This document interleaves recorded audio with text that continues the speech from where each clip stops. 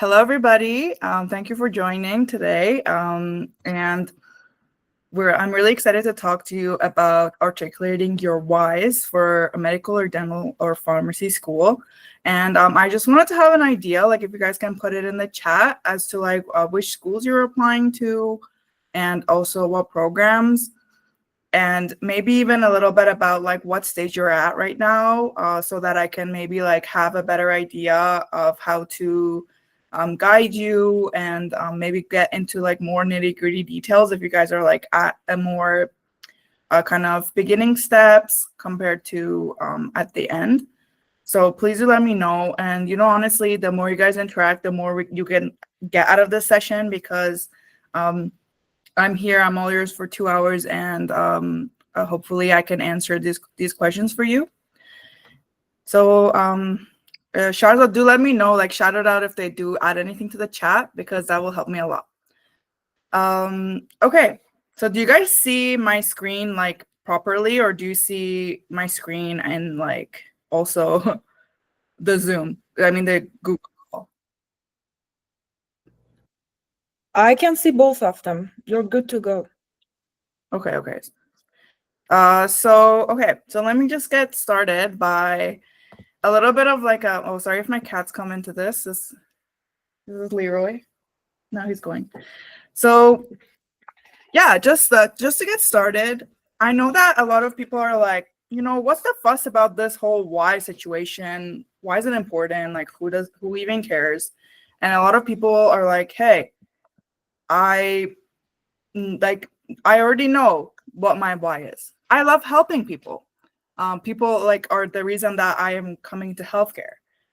And what I'm hearing is that you like to help people, and here are all the ways you can help people.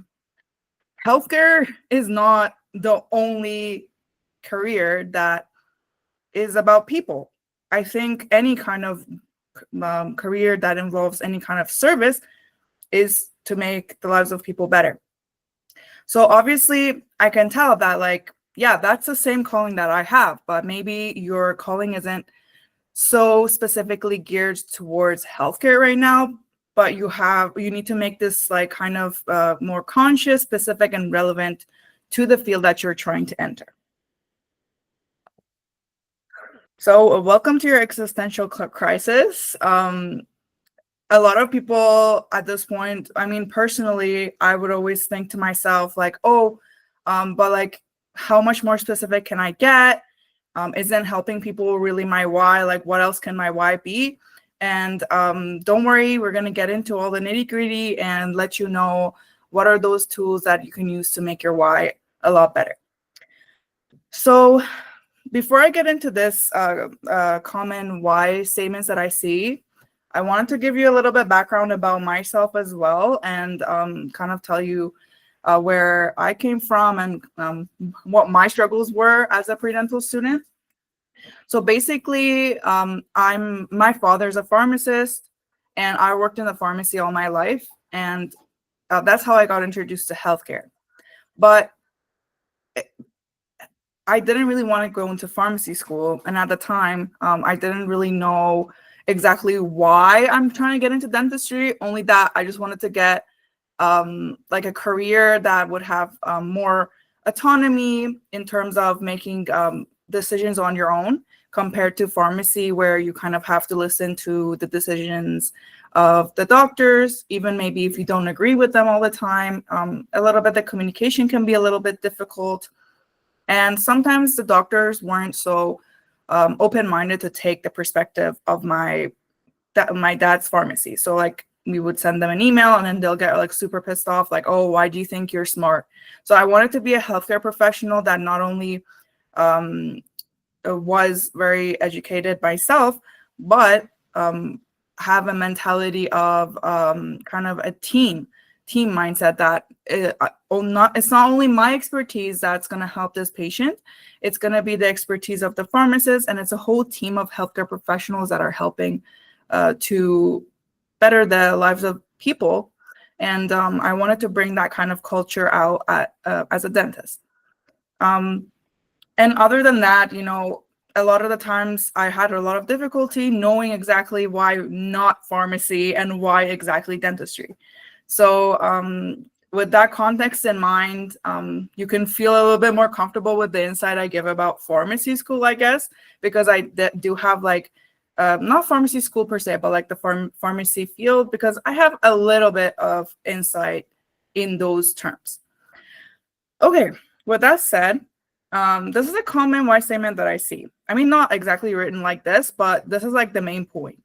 Like, blank is a multifaceted career, work-life balance, great, and you can care for people and help them. And I want to be in your university because you are prestigious and have good clinical experience. I am a hard worker. I have attention to detail and leadership experience. I'm motivated since I love helping people. So I just have this like love helping people because it's such a pet peeve for me, because it's like it's like so it's not deep enough, and we'll get into this more. But can you guys, for example, from this, guess what healthcare field this person is trying to apply for? I bet you can't.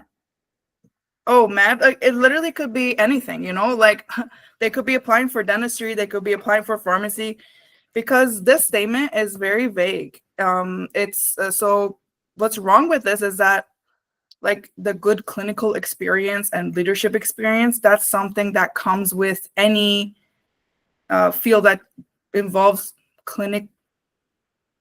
Not that I'm not saying that there isn't some schools that are better or worse, but in general, all schools have a pretty good clinical experience.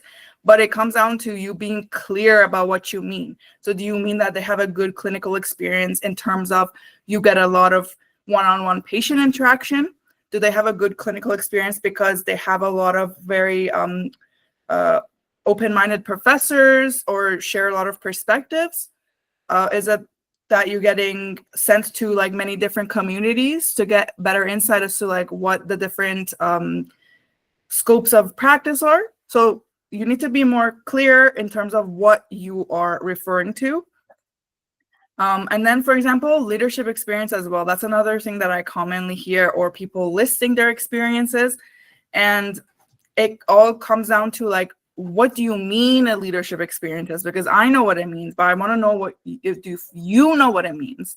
So we're going to go into more depth into all these tips and tricks that I have for how you can make your why statement much more strong and really connect to not only yourself and your real reason, but also to the admissions office, and really stand out to them and make them resonate with your why as well. So what is a good why answering? It's answering why this profession, specifically why this profession. So like me, you can't just be like healthcare, I love helping people, you know, work-life balance, because like it can get a bit vague, but you need to talk about exactly what it is about you, your values, your motivations, and also the career. And what you need to have here to be able to really show that you align with this career is insight. And it's not only about the career, or I mean, the profession. At the same time, you need insight about the university, and you also need insight onto what your values are, which I feel like, I don't know about you guys, but for me, even now, I'm trying to figure out more and more what my why is as like a dentist, because the more insight I get into the career and kind of the impact that it has, the more solid my why becomes. But there's always that foundation that you have, and you kind of build on that. And also you're answering like, what are your motivations? Why did you come, where did you come from? So like, what's your background? And like, what led you here? What goals are you trying to accomplish? And also, does your goals and your motivations align with reality? And here I want to mention that there's a lot of better ways to become rich than becoming a doctor. And there's a lot of other ways to be a respectable person than to be a doctor, because a lot of people come in with a misunderstanding of what this career entails.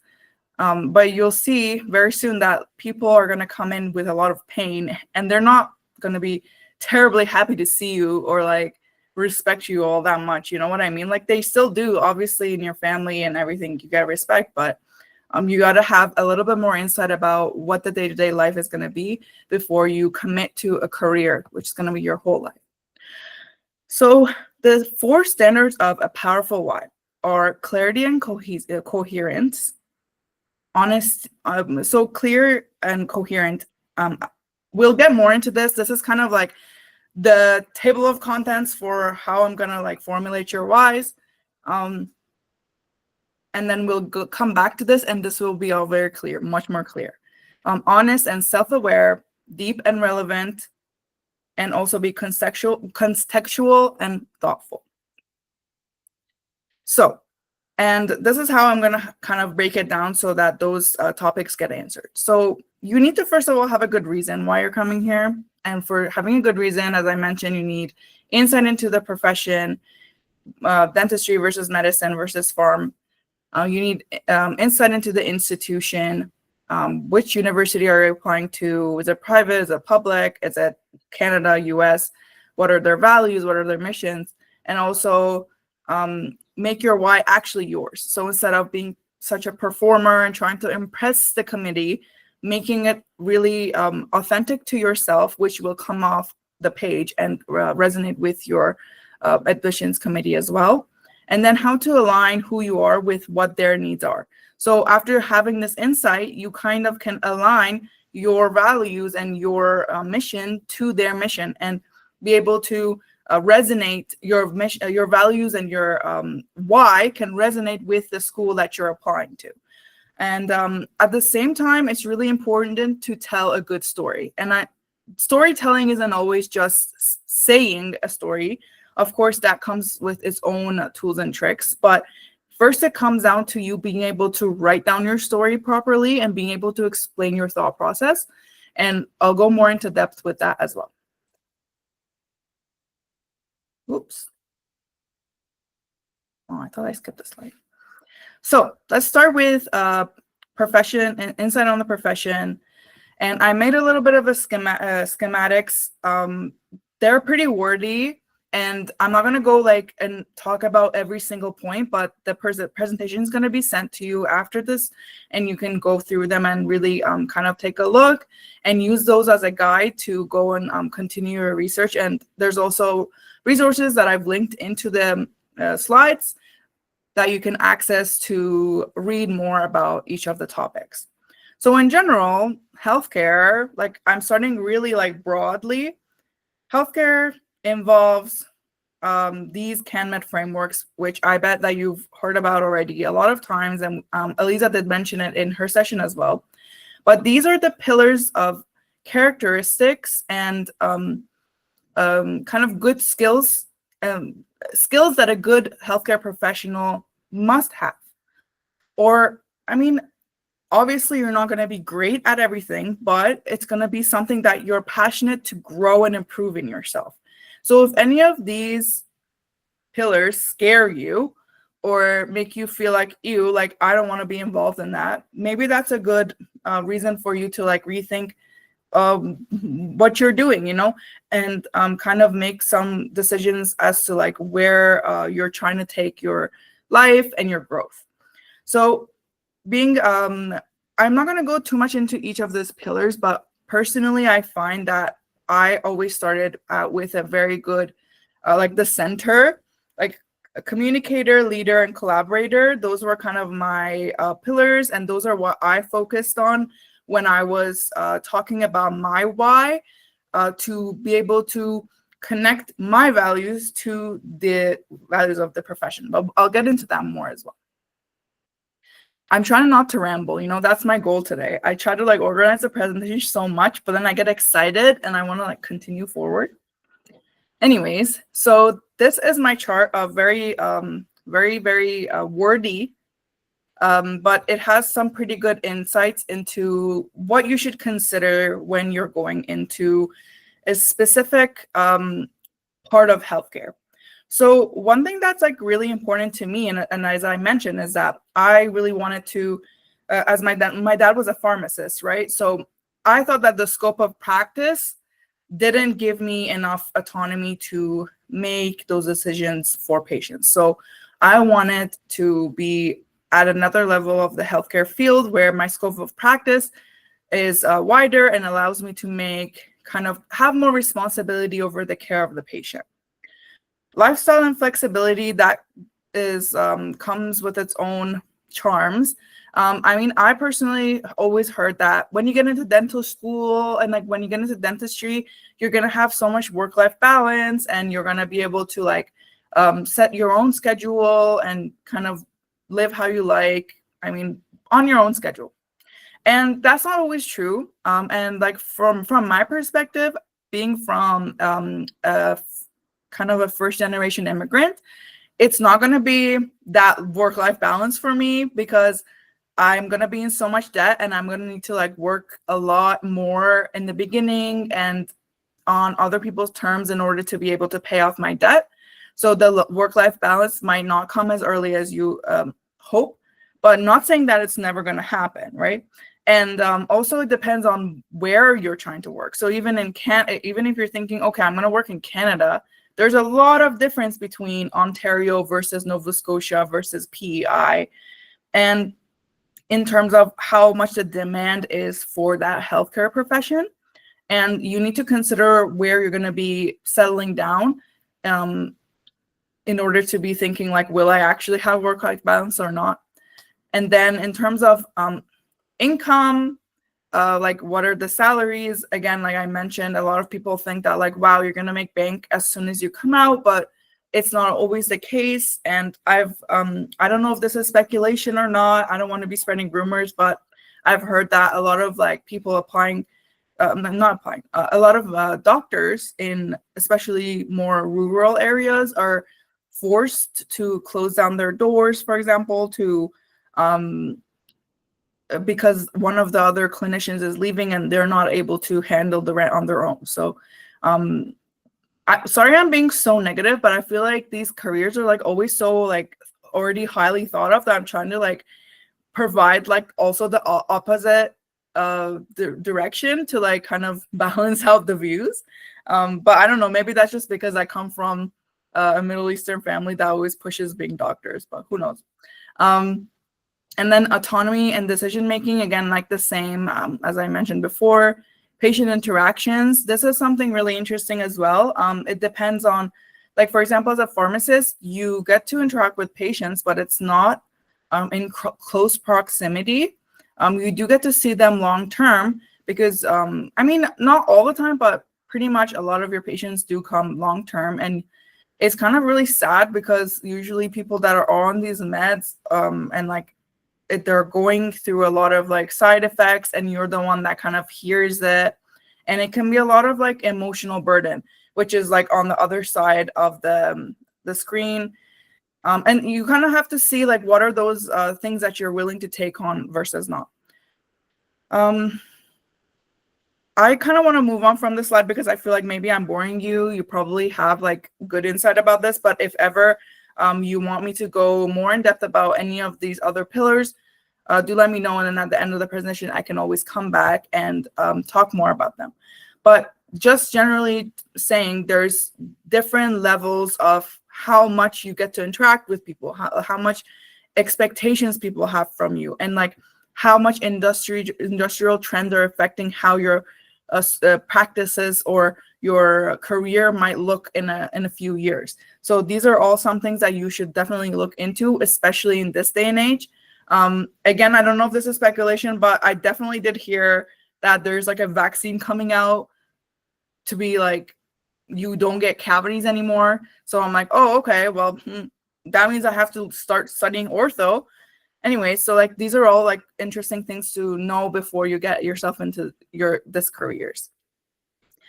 And then there's a lot of healthcare topics that you should also be aware of. I'm not saying go and learn about all these things, and if you don't learn about these things, your why is going to be so generic. But I bet you already have experiences that have explored these topics, or even already you have these in your mind, and maybe it would be cool for you to go and read a little bit more deeper into these different topics that are current in healthcare, either in terms of like philosophies and approaches to care, or like systems that are affecting people's access to care, or experience of care, such as like social determinants of health. For example, the systems were something that were mostly my passion, and that's a lot what I mentioned in my why. At the same time, like there's policies, like systems, policies, and professional culture. So like, what is the workforce like? Like, what are the issues that they're facing? How is the system kind of like working or not? How are they adapting to all these like the systems and the people?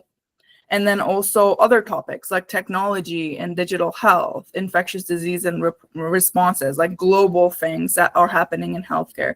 And this all depends on like what your interests are. And, you know, just these are topics that even personally, I try to be really well read on. Even now, I continue to learn about them because I think personally, just as a healthcare professional, I have a responsibility to be involved in what's current and be able to, by knowing this information, I can provide better care for my patients and make some valuable inputs and changes as a healthcare professional in the future.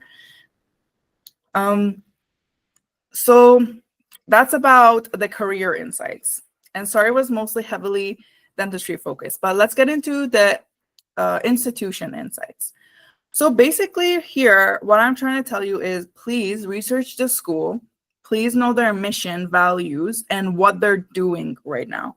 So is your school super research focused? Are they super community focused? What are they all about? What are their values? So like you need to know where they're trying to go. Like what's their vision, what's their mission, and what's their like strategic plan? Because that way you'll know, first of all, if the school is even good for you and it matches your vibes, and like the community will be something that you will thrive in or not.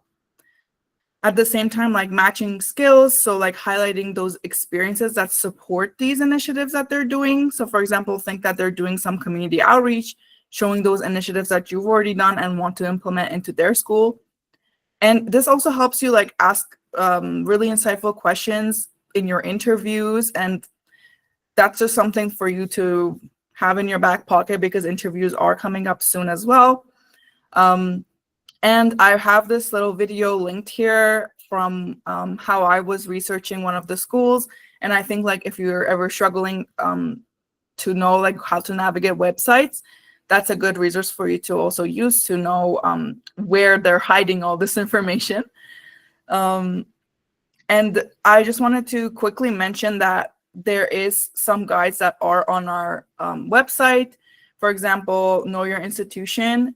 This product that I've created is basically gives you prompts that you can use to really understand each of the school's mission, values, and kind of just like fully have a grasp on like what this institution is all about, which will help you again with those steps that I mentioned, evaluating if this is a good school for you, and also knowing what their missions are in order to be able to connect with them and make your why resonate with them. And then there's this all other documents that I've made as well, one for Canadian dental schools and one for Canadian med schools, with my top insights that I've gathered from other students that I've connected with over the years, and current students that are in these programs and what their insights have been. So these are kind of like copulated into a couple of documents that you can just go through and read. But I do highly suggest that you take the high road and do the first method, because that will give you a lot more information, because you're going through the process of kind of digesting it and searching it, and maybe you'll come up with some more insights rather than me just handing this to you. But just wanted to know what is available. And so let's start talking about making your why actually yours. So I know a lot of people struggle with like knowing who they are, or like what they're about. so this is kind of the section to like help you a little bit in terms of I don't know how to word this properly, but like kind of having some clarity in terms of what your values are and kind of knowing how to start presenting yourself in your why. So one thing that I want to mention is like show them you're not just applying, you're on a mission. This is something I commonly see, not just in like the why statements, but in general, like it comes off when I'm talking to students or it comes off in their personal statement. They're trying to say that like my end goal is to get into dental school, or my end goal is to get into med school. But your end goal shouldn't be there. Your end goal should be much further than that, and showing them that you're not just here to get in, you're here to become a great healthcare professional. So how do you show them a great mission, or how do you explain your mission? So these are the things that are included in it: your vision, the insights you've gained, and the values that you have. And we'll go more into these, but basically your vision is something you explicitly are going to mention to them. So this is the North Star. Like this is what you're reaching for. These are like your dreams and your goals and what you're trying to achieve. And you're trying to show them that like you're taking your it takes your story from a personal to a purposeful story. It's not just like, oh, I just love people, but it's like, oh, I want to change the world in this way or implement this. So you're committed to shaping the profession as well.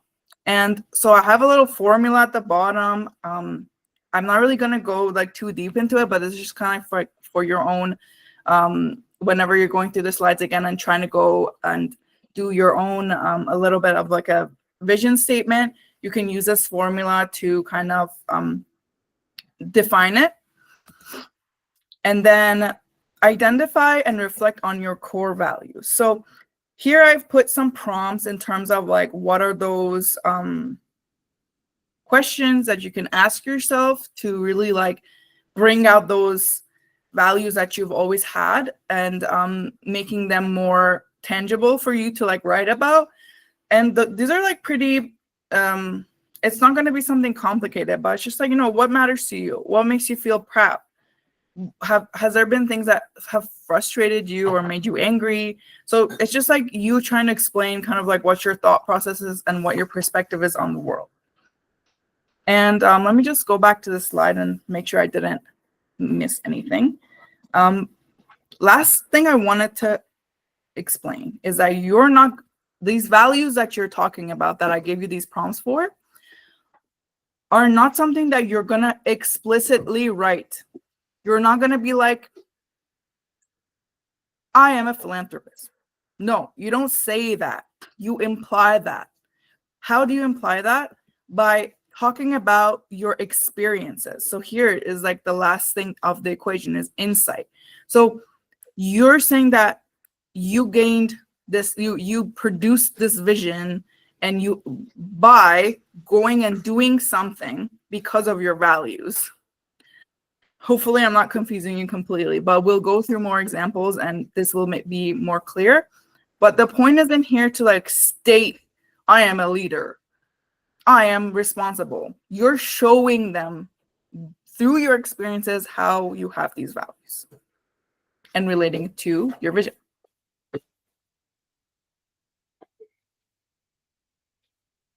So next, show them you're not just a student what did I even write? Show them you're not just a student, who you are a product.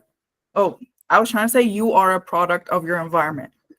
Who you are a product of your, I'm funny. So yeah, show them you're not just a student, you're a product of your environment. And what I'm trying to imply here is that you should share about what your culture is, who are you as a person, and let them know more about you. So how your background shaped your values, what your lived experiences taught you, and why it gave you a unique lens in your field. So these are some prompts. For example, for me, it's always been like me sharing about my background as a coming from like immigrant household, or as navigating someone. Is this still under values? Well, this is no, this is not technically under values, but this is kind of you showing where your values came from.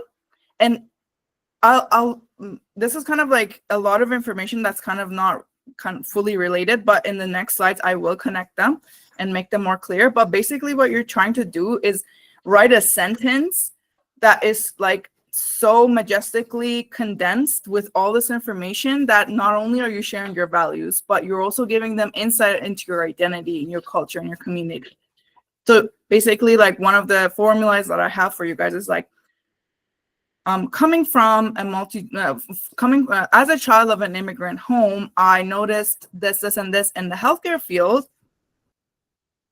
And this gave me an understanding of this, and this. So here you're saying that, like, I said this, and this like 2 times, but like basically the first part is like, what are you seeing? What you're seeing and what your insight is dependent on what your values are. So based on your lens of the world, like you really value equitable healthcare. So that's your lens. And you're saying that, like, as a child of an immigrant, I noticed that a lot of pain was going unanswered for people of coming from different countries. And I saw, for example, through my shadowing experience, the dentists great communication skills that help them to connect with the patient and build trust with them, and also break down those barriers, for example, language barriers or whatever, to be able to make the healthcare more accessible for this person. So hopefully, as we go on, that will become more clear as well.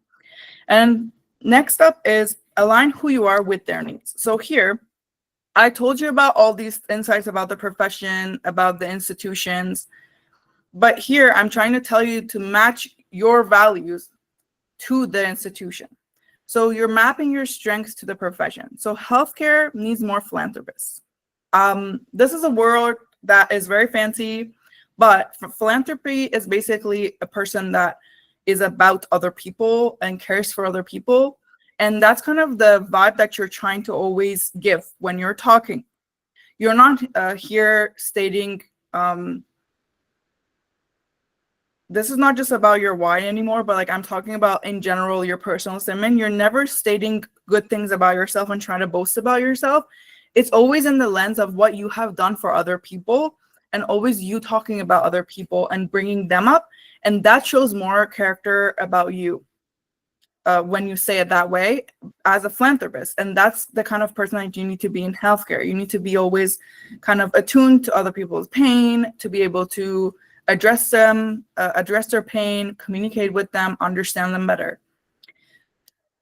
And these are just kind of, if you're highly procedural and love being hands-on and independent, that might scream more dentistry.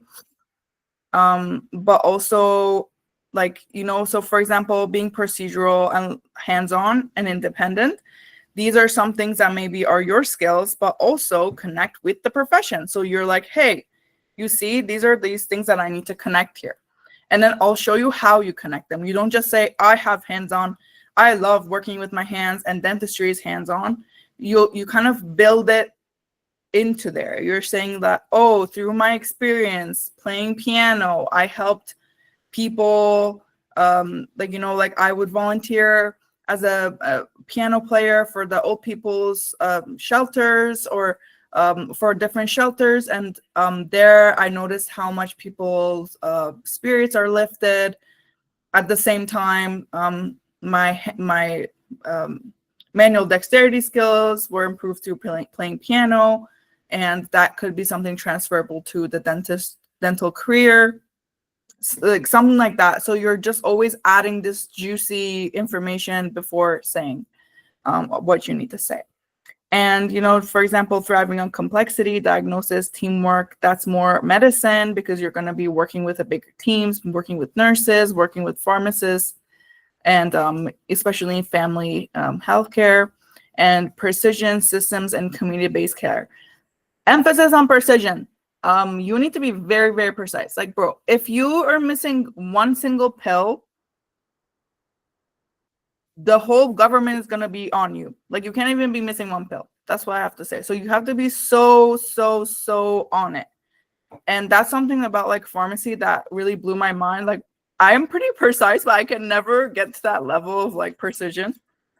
That I'm not even like, what if I drop a pill? You know what I mean? Anyways, TMI about my experience in the pharmacy. And then what you're trying to do is also map your strengths to the institution. So again, like if your school is super research intensive or community centered, or even maybe they're really down bad for like the latest technology and they have like the best scanners or whatever. So these are all things that you can relay your experiences and your whys to their kind of goals and aspirations. Like you can talk about how you're always constantly doing research in order to be able to improve healthcare. And that's something, for example, U of D is really down bad for. Like they're always trying to improve healthcare, but through research and innovation. So that's something you can like really hone in your why to show your alignment with them. And I'm not trying to tell you to pretend or impress them. Be honest with yourself and them. Like personally, Dalhousie really aligns with me in that this is a place I got accepted because it really, their values and their mission and all the things that they do really aligns with my personality and my experiences and values. And you're showing them you're not just applying, but you belong here. So for example, if their values are collaborative learning environments, you can talk about how you presented a workshop on dental hygiene for newcomers. These are all the different examples that you can present to them to be able to connect with their values. For example, commitment, resilience, time management, and work ethic. You can talk about how you worked part-time during undergrad, or they emphasize community-based care. You can talk about how you volunteered in rural health outreach. Or about equity, inclusion, and accessibility. You can talk about how you try to support other students and new students with their studies and those courses that you struggled with and got good grades in, things like that. And this is another thing. Show them you're not just involved, but your journey is intentional. So one thing I noticed about a lot of not your guys's, but in general,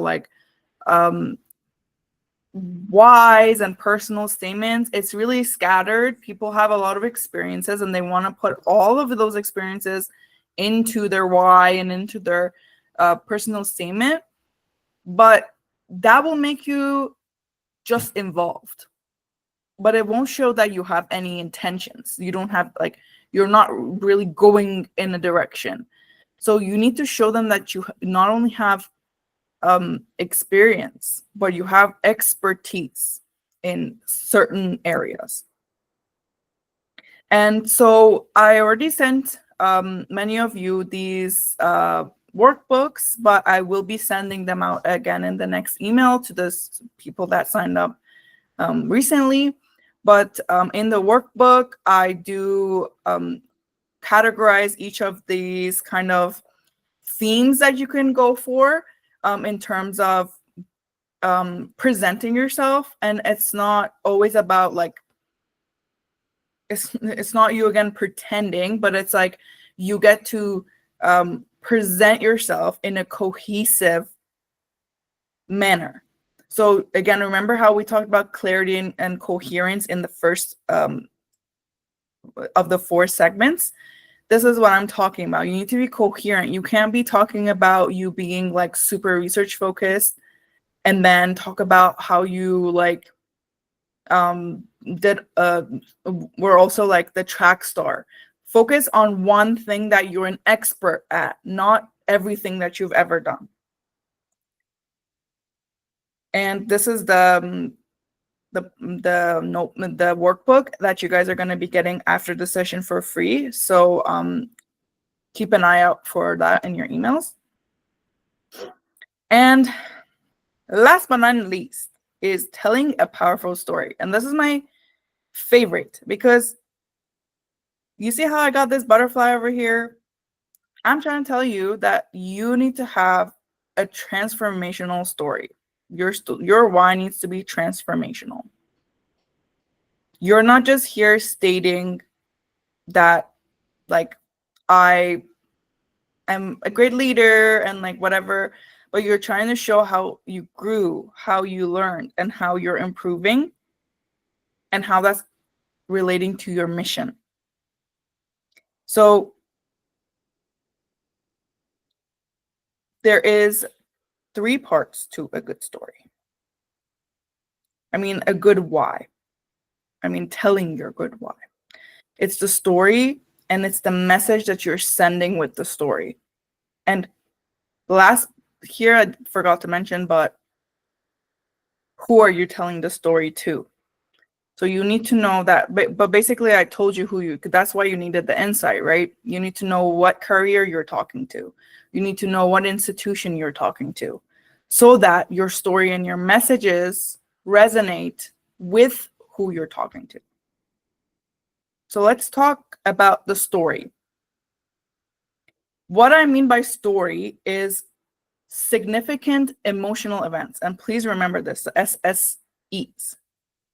SEEs. Why am I like this? My dyslexia is getting to me. SEEs. Significant emotional events. And these are going to be 3 to 5 stories, which are going to be 2 to 5 minutes long, preferably 2 minutes, but I'm a rambler, so I always make it a little bit longer, but it's up to you. But I'm not telling you to like be able to tell all these 3 to 5 stories all at once. These are just some things you have in your back pocket. And these are like significantly emotional, like, because you're trying to connect to the audience. And for example, by me mentioning my story as an immigrant, I am connecting to that kind of part of the audience, which I mean in Canada is, I would say, it wouldn't be rare. Sorry, I'm readjusting myself. It's common that you'll see a lot of immigrants in Canada, so my story resonates with them in that way. And other stories as well. And these are some things that you should not do with your story. So make sure that your stories are not a testimony. So you don't need to like sit there and ramble and let them know about every single thing that you've ever done in your life. And like letting them know, like, okay, so I've done this and this and this and this and this. And this. It's like, okay, cool. Like, again, be coherent and be clear in the message that you're sending. And we'll talk about the message. Don't tell your story from the womb. I don't want to know where you grew up. Maybe it's relevant, but honestly, I want to talk to you, like this version of you that's trying to get into dental school. Your 3-year-old self is not coming into dental school. I'm not trying to say, like, I told you to talk about your culture and your background. I didn't mean talk about when they cut the umbilical cord. You need to be a little bit more current. Sometimes people get caught up in that and like they start to talk from way, way back. And I'm not saying that other people, I was that person. I would start talking about my experiences from like middle school and high school. How is that relevant to you as an undergrad student trying to come into dental school? That was like 6 years ago. Like, what are you doing now? Like, how are you the right person for this career? You don't need to go all the way back. Don't think those were a waste of your time. Like, oh, I did all that stuff, but now I don't get to mention my resume. Okay, well, yeah, cool. You did that stuff, but that's because those stuff set you up to get all the next awesome experiences that you got from that resume that you built. You got to do a lot of more cool things, more adult things, and more like, health girl, boss girl things, or boss boy things. Sorry, I don't mean to discriminate. And yeah, so like, don't start too early. Don't make the room heavy. I did tell you to talk about significantly emotional events, but I didn't mean like talk about your parents' divorce or like talk about, I don't know, how you got like your city got bombed in Iran or something, like, although, like, okay, maybe that's relevant to your story, but like, don't make it so sad and heavy. You can talk about it in a very more like lighthearted manner. You don't need to go deep into like, oh my God, it was bloody and gory and whatever. You're just saying like, I'm a survivor of this. You can frame it in a much more lighthearted tone so that the atmosphere doesn't get all very sad. And like I'm saying, like, it's the same thing in writing. It's not, don't think that speaking and writing is different, because once people start reading your writing, they're like, oh my God, why am I hearing all this information and like I'm getting so sad, and this person's probably like so focused on all the negative things in their lives. Anyways, like, last but not least, this is like my best tip, is that once you're talking about your why, or even in your tell me about yourself, or any kind of like longer story that you're telling, make sure to drop seeds. And what I mean by this is, whenever you're in these 3 to 5 stories, why I'm telling you to prepare them is because you need to make sure that you're mentioning things that, like, dropping those seeds, like in that story, that you are prepared to back up with more stories that you have ready. So for example, when I talk about my why, I always mention how my dad's a pharmacist, and I'm ready for them to ask, okay, so then why did you come exactly to dentistry and not pharmacy? And because I know they're going to ask me that question, I take this risk and I don't mention exactly why not pharmacy and why dentistry, because I know they're going to ask me the second question. So this gives me more time to talk about other things that I want them to know about me. And this goes for like anything you're mentioning in your stories. So like, for example, don't mention you did research if you don't want them to ask a follow-up question. Because if they do, then if you don't know what to say, you'll be like, oh yeah, well, I just said that for the resume. That's going to just make you fall flat, So make sure that all these little points that you're mentioning throughout your story are relevant to the message that you're trying to send to them, and also have backup stories for those as well. So what is this message that I'm talking about? I will get into that too. So these are some story prompts to get you started. So I'm not going to like read them all out, but these are just here for you. After you get the slides, take a look at them, and hopefully they help you get started. And so the messages. These are the core insights you want them to understand about you. So what is like the moral of the story here? That's what you're trying to. So through your story, you're trying to give them a moral of the story. And these are the morals that are kind of ingrained into your story. So these are going to be 3 to 5 clear points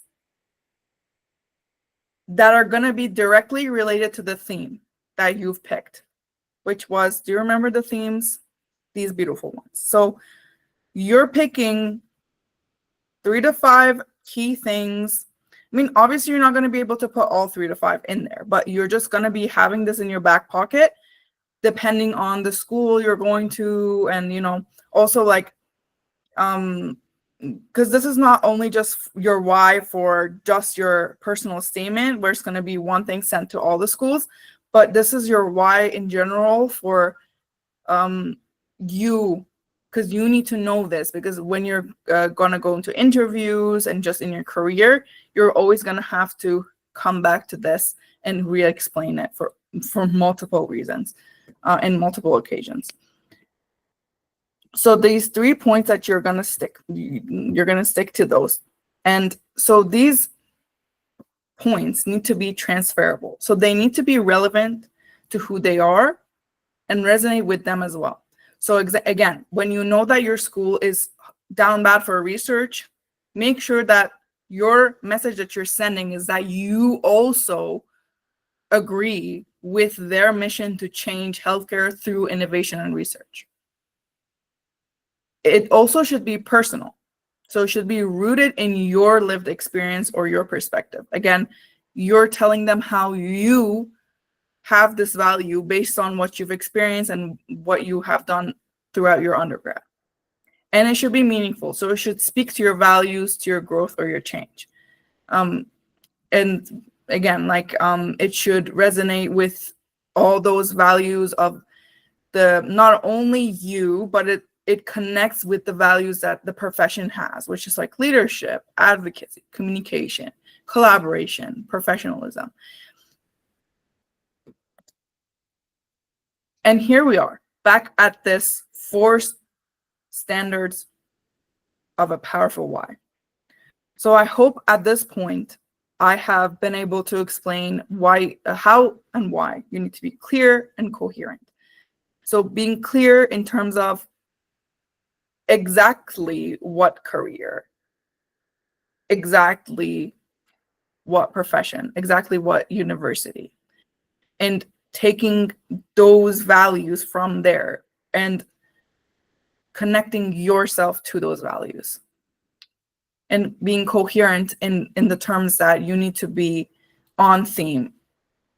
The message that you're sending needs to connect with your theme. You can't go be scatterbrained and make them confused. And how my tip for that was that you should focus on the most current experiences that you have and the things that you're an expert at, not everything that you've done. Be honest and self-aware. Again, being honest in terms of what your experiences have been. And again, about the mission that I mentioned and the transformation that you went through. So you can be honest about the fact that you're still learning. You're an expert in these areas, but you know that the career has this and you're committed to this growth. And it's not only self-awareness that you're showing, but it's awareness of the field and what you're getting yourself into. And the self-awareness really comes through when you're talking about your experiences and the way that you're talking about them. I'll show you some examples as well. But you're showing that this experience that I had really, like, for example, like that, the fact that you kind of volunteered in a small community center or a shelter that was focused on helping refugees that just came from, for example, Syria. And that, like, you noticed how their access to care or whatever. So you're talking about how, like, your experience, you're self-aware that this is what it taught you, you know, and these are the values that for you it connected with. Sorry, maybe I'm being a little bit unclear, but I'm doing my best. And then be deep and relevant. Again, having that stronger insight into your experiences will really come through in your why. And being relevant in terms of knowing who your audience is, in terms of the exact institution and the exact profession, in order for your message to resonate with this committee. And be contextual and thoughtful in terms of being a philanthropist and always making sure that you are presenting yourself as somebody that is, like, don't try to show off. Don't try to be like, I'm so impressive, I did this and this and this. You're trying to show how you are observing these things about the care of others, of other people, how other people have inspired you, how other people have taught you, how other people have made you notice you need to grow. That shows that you're thoughtful. And also contextual, again, as in connecting to the specific field and career. I don't know how many times I can say that, but. So here are some formulas. And I have more of these formulas that I'm trying to kind of put together, although it's a little bit hard for me because I am, like, not the most amazing writer. I mean, maybe I'm just a little bit hard on myself, but I just really, maybe also I'm a little bit of a perfectionist. I need to get this, like, on point before I can send it to you guys. But so far I have 2. Anyways, so the first formula is making your why in this way. So curiosity to calling. And so the story is that you follow your curiosity into real experiences and discoveries. And the message you're sending is that your interest turned into a calling because it aligned with your values or vision of impact. So, for example, let me show you the examples first. and then we'll go to the formula. So here's like the shorter one. I was curious about how oral health connected to overall well-being. So that's your curiosity. And healthcare connected to overall well-being already shows that you have some insight about the career, because that is true, and that's like one of the four like the frontiers of research right now. In research, I discovered links to heart disease, mental health, and access to care. So you're showing again your research. Maybe don't say it just like this, but this is kind of like an example. That connection turned dentistry into a calling, not just a craft. So you're showing how this curiosity led you to discover this being important, and then you went into research to follow the curiosity, and you discovered all these things, which is like very short form, but you can like go more deeper into like what you actually understood and what's the insight that you gained, and then connecting that into what your calling is, and like maybe some bigger understanding. And this is more honest. I feel like that connection turned dentistry into a calling, not just a craft, because you're showing that, you know, I didn't know this. I learned this through doing all these things, and I'm on a journey of growth. You're not saying that I'm an expert in you know. And here's like again the formula. So I started with a curiosity about question or issue. So whatever that issue might be for you, that relates to the message you're trying to send. The moral, and the more I explored, the more I saw how this field intersects with these values, the challenges, or my passion. And that's when it shifted from interest to calling. So you're trying to show how you became interested in dentistry specifically. So you're saying, like, for example, why dentistry? It's because I had this question, and then, you know, these are just like different ways that you can start about writing your why. And you can always go ahead and read the next prompt as well. The next formula I have is like catalyst post commitment. So the story is a specific event first sparked your interest, later experiences deepened it, and the message is that you're trying to send is you made a conscious, value-driven commitment to this path. Conscious, value-driven commitment. So you talk about the catalyst event. This is like kind of, I would say, the most common way that people get interested in dentistry. So you can talk about like, oh, I shadowed a dentist and that sparked my interest in the dentistry field. But it was, and then you can talk about the longer term experience, or like the reflection of another experience that made you realize that you were ready to commit. Because then after this kind of piqued your interest, you got involved, and then it made you realize that you really wanted this career. And then you can talk about, now I'm pursuing this path with both passion and purpose. And the example is here. Shadowing a pharmacist in my second year opened my eyes to the role in preventative care. So this is preventative care is insight about the career. But working at a community pharmacy over 2 summers made it personal. So you see how they're talking about an experience here, and it's personal. Then you can talk about, like, for example, a little bit more about your background as well. Why is that personal to you? You know, that's where I saw healthcare as a community building, and where I knew I belonged.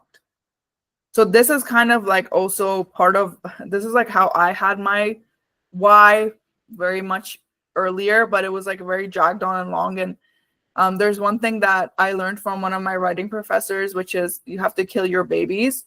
And not actually killing your babies, but, you know, in writing, sometimes you really want to mention something and it's just going to be confusing the narrative. So you have to kill your babies and you can't mention everything you want to mention. So this is like something that I had to kind of like take out because it was just so irrelevant. But I planted the seed so then I could still talk about it, because I think this is something that really shapes my perspective of the healthcare field. And sorry, I left this blank because I couldn't think of anything, and I didn't want to just like make something up. Perfectionism. So anyway, so